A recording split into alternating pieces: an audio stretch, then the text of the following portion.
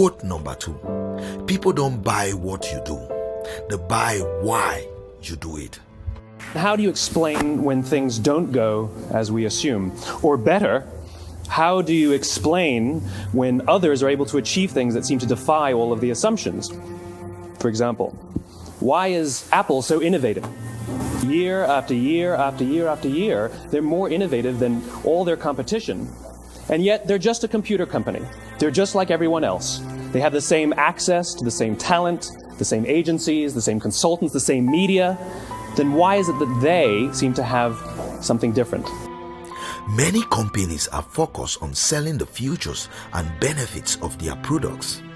In reality, what motivates people the most is your mission and vision of what you are hoping to achieve with your business. As it turns out, there's a pattern. As it turns out, all the great and inspiring leaders and organizations in the world, whether it's Apple or Martin Luther King or the Wright brothers, they all think, act, and communicate the exact same way, and it's the complete opposite to everyone else. All I did was codify it. And it's probably the world's simplest idea. I call it the golden circle.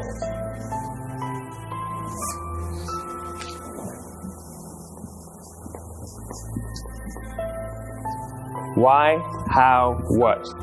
This little idea explains why some organizations and some leaders are able to inspire where others aren't. People don't buy what you do. They buy why you do it. Every single person, every single organization on the planet knows what they do 100%. Some know how they do it, whether you call it your differentiating value proposition or your proprietary process or your USP. But very, very few people or organizations know why they do what they do. And by why, I don't mean to make a profit. That's a result. It's always a result. By why, I mean what's your purpose? What's your cause? What's your belief? Why does your organization exist? Why do you get out of bed in the morning? And why should anyone care? Well, as a result, the way we think, the way we act, the way we communicate is from the outside in. It's obvious. We go from the clearest thing to the fuzziest thing. But the inspired leaders and the inspired organizations, regardless of their size, regardless of their industry, all think, act, and communicate from the inside out. Let me give you an example. I use Apple because they're easy to understand and everybody gets it. If Apple were like everyone else, a marketing message from them might sound like this. We make great computers. They're beautifully designed, simple to use, and user-friendly. Want to buy one? Meh. And that's how most of us communicate. That's how most marketing is done, that's how most sales is done, and that's how most of us communicate interpersonally. We say what we do, we say how we're different or how we're better, and we expect some sort of behavior, a purchase, a vote, something like that. Here's our new law firm. We have the best lawyers with the biggest clients. We have, we always perform for our clients, do business with us. Here's our new car. It gets great gas mileage. It has, leather seats. Buy our car. But it's uninspiring. Here's how Apple actually communicates. Everything we do, we believe in challenging the status quo. We believe in thinking differently. The way we challenge the status quo is by making our products beautifully designed, simple to use, and user-friendly. We just happen to make great computers. Want to buy one? Totally different, right? You're ready to buy a computer from me. All I did was reverse the order of the information. What it proves to us is that people don't buy what you do, people buy why you do it. People don't buy what you do, they buy why you do it. This explains why every single person in this room is perfectly comfortable buying a computer from Apple. But we're also perfectly comfortable buying an MP3 player from Apple, or a phone from Apple, or a DVR from Apple. But as I said before, Apple's just a computer company. There's nothing that distinguishes them structurally from any of their competitors. Their competitors are all equally qualified to make all of these products. In fact, they tried. A few years ago, Gateway came out with flat-screen TVs. They're eminently qualified to make flat-screen TVs. They've been making flat-screen monitors for years. Nobody bought one. Apple isn't about selling personal computers. It's about thinking different and challenging the status quo. Connect You isn't just another social media platform.